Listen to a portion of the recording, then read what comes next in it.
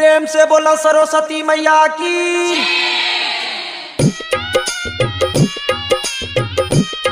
एखन अपने सब सुन रहल छी आरके म्यूजिक के प्रस्तुति।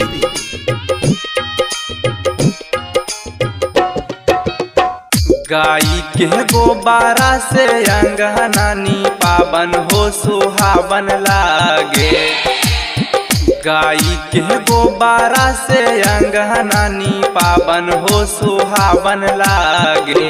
द्वारे ऐनी साथे मैया हो मन भावन लागे। द्वारे ऐनी साथे मैया हो मन भावन लागे। एखन अपने सब सुन रहल छी आरके म्यूजिक के प्रस्तुति।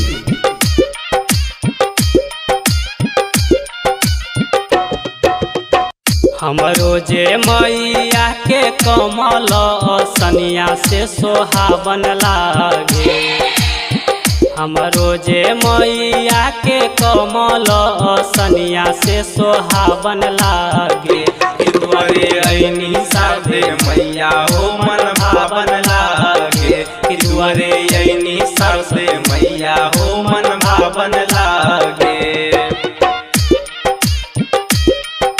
एखन अपने सब सुन रहल छी आरके म्यूजिक के प्रस्तुति।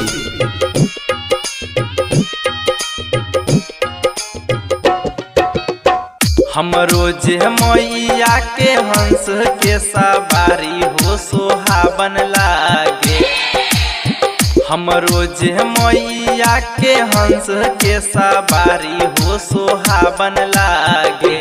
द्वारे ऐनी साथे मैया हो मन भावन लागे। द्वारे ऐनी साथे मैया हो मन भावन लागे।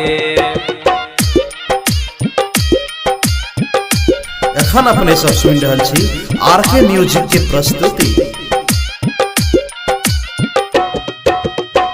अजितिया सीख गावे माई के भजनिया सुहावन लागे। प्रेमी सम्राट गावे माई के भजनिया सुहावन लागे। द्वारे ऐनी साथे मैया हो मन भावन लागे। द्वारे ऐनी साथे मैया हो मन भावन लागे। गाई के गोबारा से अंगनानी पावन हो सुहावन लागे। गाई के गोबारा से अंगनानी पावन हो सुहावन लागे। द्वारे ऐनी साथे मैया हो मन भावन लागे। द्वारे ऐनी साथे मैया हो मन भावन लागे। Presented by RK Music।